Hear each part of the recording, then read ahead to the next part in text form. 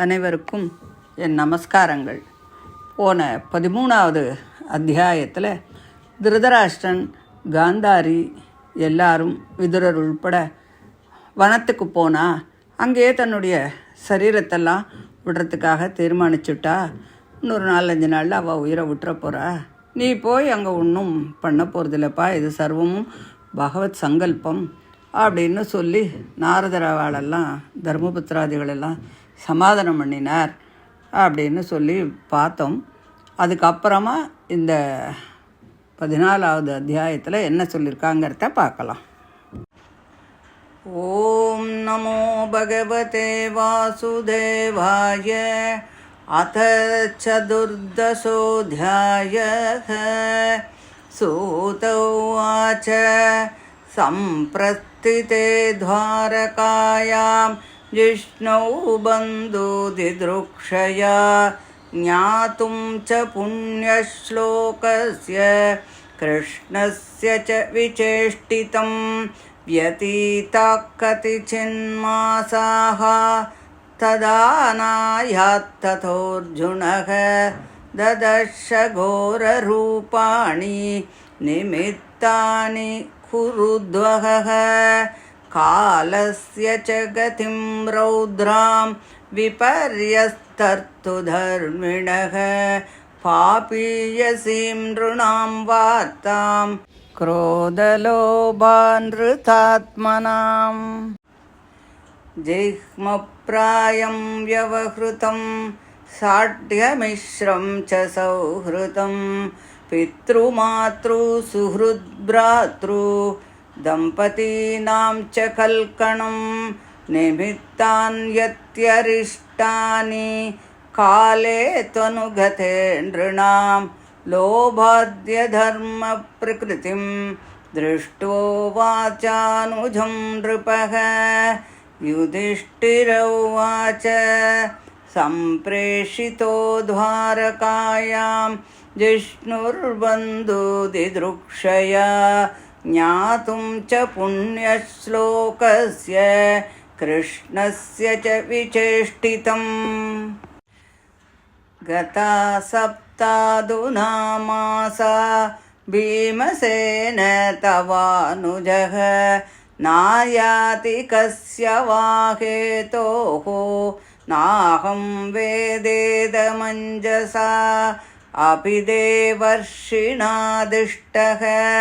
सकालोऽयम् उपस्थितः यदात्मनोऽङ्गमाक्रीडं भगवान् उत्सिसृक्षति यस्मान्न सम्पदो राज्यं दाराप्राणाकुलं प्रजाः आसंसपत्नविजयो लोकाश्च यदनुग्रहात् पश्योत्पातान्नरव्याघ्र दिव्यान् भौमान् सदैहिकान् दारुणान् संसतो धूरात् भयं नो बुद्धिमोहनम् ऊर्वक्षीबाहवो मह्यं स्फुरन्त्यङ्गः पुनः पुनः वेपतुश्चापि हृदये आराधास्यन्ति विप्रियम् शिवैषोद्यन्तमादित्यम् अभिरौध्य नलानना मामङ्गसारमेयोऽयम् अभिरेपध्यभिरुवत् सस्ता कुर्वन्ति मां सव्यं दक्षिणं पशवो परे वाहांश्च पुरुषौ व्याघ्र लक्षये रुदतो मम मृत्युदूतः कपोतोऽयम् उलूककम्पयन्मनः प्रत्युलूकश्च कुह्वानैः अनिद्रौ शून्यमिच्छतः धूम्रादिशः परिदयः कम्पते भूस्सहाद्रिभिः निर्गातश्च महांस्तात शाकं च स्तनयित्नुभिः वायुर्वाती करस्पर्शो रजसा विसृजं स्तमः अश्रुवर्षन्ति जलदा बीभत्समिव सर्वतः सूर्यं हतप्रभं पश्य ग्रहमर्दं मिथो दिवि ससङ्कुलैर्भूतगणैः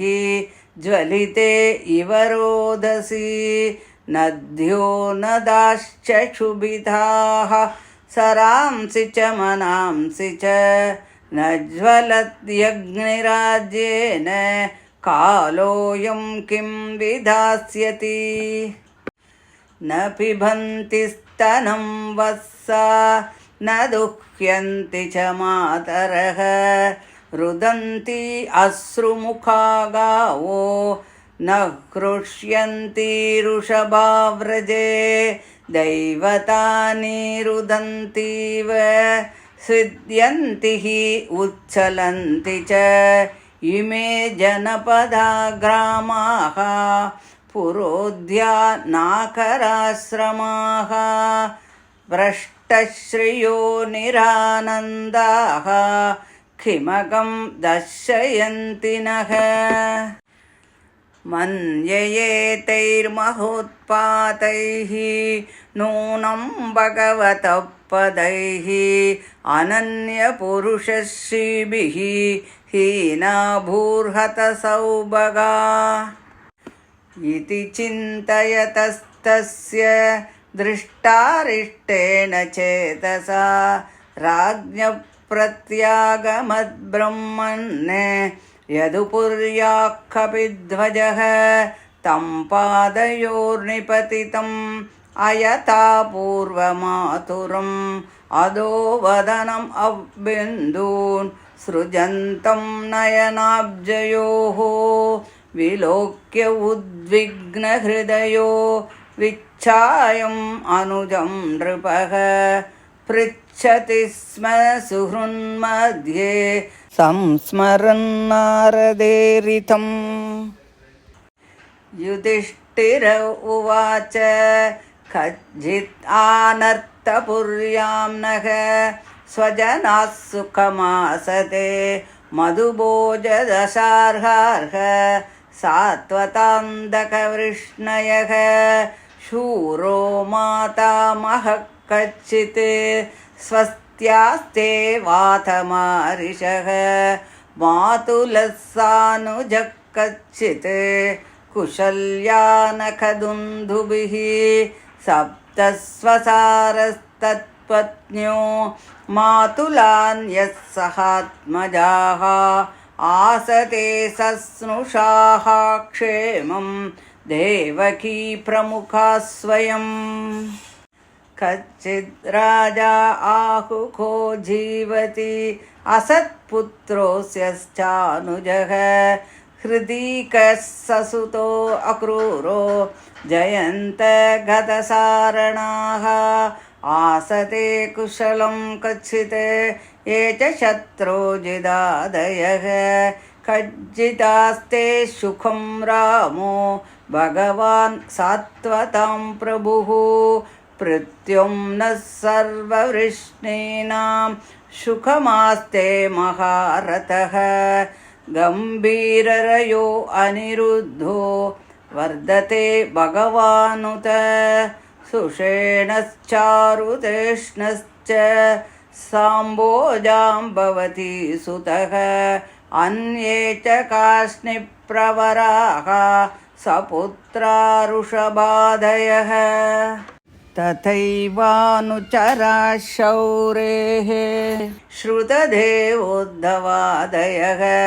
सुनन्दनन्दशीर्षण्या ये चान्ये सात्वदर्शभाः अभिस्वस्त्यासते सर्वे रामकृष्णभुजाश्रयाः अपि स्मरन्ति कुशलम् अस्माकं बद्धसौहृदाः भगवान् अपि गोविन्दो ब्रह्मण्यो भक्तवत्सलः कच्चित् पुरे सुधर्मायां सुखमास्ते सुहृद्वृतः मङ्गलाय च लोकानां क्षेमाय च भवाय च आस्ते यतुकुलम्बोधो आद्यो अनन्तसखः पुमान् यद्बाहुदण्डगुप्तायां स्वपुर्यां यदवोत्थिताः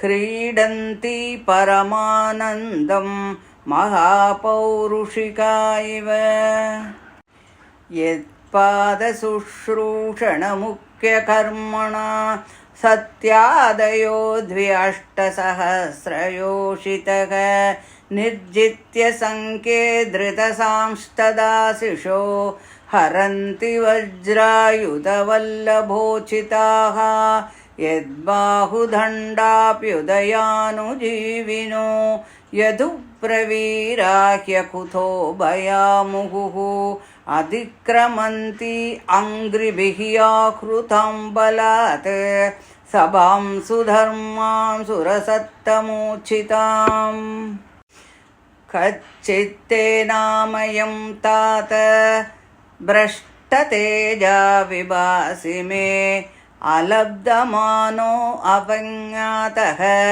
किं वा तात शिरोषितः कच्चिन्नाभिहतो भावैः शब्दादिभिरमङ्गलैः न दत्तम् उक्तमर्थिभ्यः आशया यत्प्रतिश्रुतं कच्चित्त्वं ब्राह्मणं बालं गां वृद्धं रोगिणं स्त्रियं शरणोपसृतं सत्वं नात्याक्षी शरणप्रदः कच्चित्त्वं नागमो गम्यां वा सत्कृतां स्त्रियं पराजितो वाथ भवान् नोतमैर्नाशमैपति अपि स्वित्पर्यभुङ्क्तास्त्वं सम्भोज्यान् वृद्धबालकान् जुगुप्सितं कर्म किञ्चित् कृतवान् यदक्षमं कच्चित् पृष्ठतमेनाथ हृदयेनात्मबन्धुना शून्योऽस्मि रहितो नित्यं मन्यसे तेन्यथा नरुक् इति श्रीमद्भागवते महापुराणे पारमहंस्यां संहितायां प्रथमस्कन्धे युधिष्ठिरवितर्को नाम चतुर्दशोऽध्यायः। श्रीहरये नमः। श्रीहरये नमः। गोपिका जीवनस्मरणं गोविन्द गोविन्द. திருதராஷ்டிரர் இன்னும் ஒரு 5 நாளில் சரீரத்தை விட போகிறார். அந்த அக்னிலேயே காந்தாரியும் தன்னுடைய சரீரத்தை விட்டுடுவோம், அதனால் நீ அவளை அழிச்சுன்னு வரதுக்காக போக வேண்டாம் அப்படின்னு நாரதர் சொன்னார். அதை கேட்டு தர்மர் சரின்னு சொல்லி துக்கங்களெல்லாம் நிவர்த்தி பண்ணிட்டார் அப்படிங்கிறத பார்த்தோம். பந்துக்களை பார்க்கறதுக்காக, கிருஷ்ணனை பார்க்கறதுக்காகவும், அவனை பற்றி தெரிஞ்சுக்கிறதுக்காகவும் அர்ஜுனன் துவாரகா போயிருந்தான் இல்லையா. கொஞ்ச நாள் ஆச்சு, வரவே இல்லை அர்ஜுனன். அஸ்தினாபுரத்துக்கு ஒன்றும் திரும்பி வரலையே அப்படிங்கிறதுனால யுதிஷ்டருக்கு கொஞ்சம் கவலையாக இருக்குது. அவர் அதை தவிர அவர் அஸ்தினாபுரத்தில் சில அபசகுணங்களை எல்லாம் பார்க்குறார். நல்ல சகுனமாக இருந்தாலும் சரி பரவாயில்லன்னு இருக்கலாம். அபசகுணங்கள்னு அப்படின்னு சொல்லும்போது மனசுக்கு அது ரொம்ப கவலையை கொடுத்துடுறது இல்லையா. அதனால் அவருக்கு ரொம்ப கஷ்டமாக இருக்குது. மனிதர்களுக்கெல்லாம் தேவையில்லாத கோபம் வருது, வேண்டாத பொய்யெல்லாம் பேசின்னு இருக்கா. ஹஸ்பண்ட் அண்ட் ஒய்ஃபுக்குள்ளெல்லாம் ரொம்ப தகராறு வருது, கொடுக்கல் வாங்கல்லாம் தகராறு வருது. பெண்களை எல்லாம் பணத்துக்காக கல்யாணம் செஞ்சு கொடுக்குறா, அப்பா அம்மாவெல்லாம் கவனிக்காமல் போகிறா. ஆனால் கவனிக்காட்டால் தான் இப்போ ஹோம் இருக்குது, நம்ம அதை பற்றி கவலைப்பட வேண்டாம் அப்படிங்கிறது. அப்போ அந்த காலத்தில் ஹோம் இல்லை போல இருக்குது. இப்படி பலவிதமான அபசகுணங்கள் எல்லாம் அவருக்கு தோண ஆரம்பிச்சது. இதெல்லாம் காலத்தோட கோலந்தான். என்ன கலி உள்ளே வர ஆரம்பிச்சுட்டாங்கிறதுனால இதெல்லாம் ஒன்று ஒன்றா வர ஆரம்பிக்கிறது. இதையெல்லாம் பார்த்ததும் தர்மபுத்திரருக்கு ரொம்ப கவலையாகுது. ஒன்று பீமனை பார்த்து சொல்கிறார், பீமா கிருஷ்ணனை பற்றி தெரிஞ்சுன்னு வரேன்னு சொல்லிவிட்டு அர்ஜுனன் துவாரகைக்கு போனானே, 7 மாதம் ஆயிடுத்தேப்பா, இன்னும் அவன் திரும்பி வரலையே. நாம் இன்னைக்கு இந்த ராஜ்யத்தில் இவ்வளவு நன்னா சௌக்கியமாக இருக்கோன்னு சொன்னால் அதுக்கெல்லாம் கிருஷ்ணன் தானே காரணம். அந்த கிருஷ்ணன் சரீரத்தையே விட்டுட போகிறாருன்னு வேற நாரதர் சொன்னாரே. ஒரு சமயம் அந்த காலம் வந்துடுத்தோப்பா, எனக்கு ரொம்ப கவலையாக இருக்குப்பா அப்படின்னு சொல்லி தர்மபுத்திரர் வருத்தப்படுறார். ஆகாசத்துலேயும் பூமியிலையும் சரீரத்துலேயும் பலவிதமான அபசகுணங்கள்லாம் தெரியறது அவருக்கு. அவரோட இடது கண்ணு துடிக்கிறதான், இடது தொடை துடிக்கிறதான், அடிக்கடி கால் அப்படியே நடுங்கிறதான், என்னமோ வரப்போகிறது அப்படின்னு சொல்லிட்டு தர்மபுத்திரர் பயப்படுறார். நாயெல்லாம் ஊழலிடுறதான், பசுமாடுகள்லாம் இடது பக்கமாக போகிறதான், கழுதையெல்லாம் வலது பக்கமாக போகிறதான், குதிரையெல்லாம் அழறதான், சூரியனை சுற்றி கோட்டை கட்டுறதான், சந்திரனை சுற்றி கோட்டை கட்டுறதான். ஆகாசம் பிளெயினாக இருக்குது பார்க்குறதுக்கு, ஆனால் தட தட தட தடன்னு இடி சத்தம் பெருசாக கேட்கறது. சூரியனுடைய அந்த ஒளி, அந்த தேஜஸு சித்த குறைஞ்சே இருக்குது. ஆறுல குளங்களில் இருக்கக்கூடிய ஜலங்களெல்லாம் அப்படியே கலங்கி போயிருக்கு.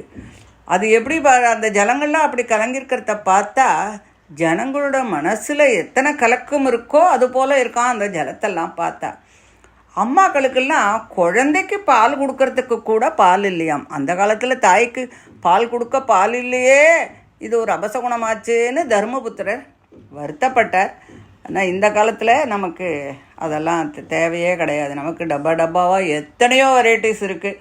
பிறந்த 3ஆம் நாளில் கூட ஒன்றுமே வேண்டாம் குழந்தைகளுக்கெல்லாம். அம்மாவே இப்போல்லாம் தேவை கிடையாது. அந்த மாதிரி சூழ்நிலையில் இருக்குது. பூமி மலையெல்லாம் நடுங்கிறது. ஒரு புறா ஒரு யமதூதன் வந்தா மாதிரி கத்துறதான், கூவுறது. அந்த புறா கூவுறது யமதூதனே கூப்பிடுற மாதிரி இருக்கான். இதெல்லாம் பார்க்கறதே எனக்கு ரொம்ப கவலையாக இருக்கே பீமா அப்படின்னு சொல்லிகிட்டே இருக்கும்போது அர்ஜுனன் ஹஸ்தினாபுரத்துக்கு வந்துட்டான். வந்தவன் நேராக தர்மபுத்திரரை போய் நமஸ்காரம் பண்ணான். ஆனால் அவன் முகத்தில் கொஞ்சமும் சந்தோஷம் இல்லை. தலையை குஞ்சுண்டு தான் இருந்தான். ஏன்னா கண்ணெல்லாம் ஒரே ஜலம், முகத்தில் ஒரே வாட்டம், கொஞ்சம் கூட களையில்லாத முகம் அர்ஜுனனுக்கு. நாரதர் வேற கிருஷ்ணன் வைகுண்டத்துக்கு போக போகிறான் அப்படின்னு சொல்லியிருக்காரே, அதனால தர்மபுத்திரருக்கு கவலை வந்து அவனை பார்த்து கேட்குறாரு, அர்ஜுனா நம்ம பந்துக்கள்லாம் சௌக்கியமாக இருக்காளாப்பா? நம்மளுடைய மாமாவான வசுதேவர், அவருடைய தம்பி தேவகன், நம்ம மாமிகள் வசுதேவருக்கு 7 பத்னியாம்.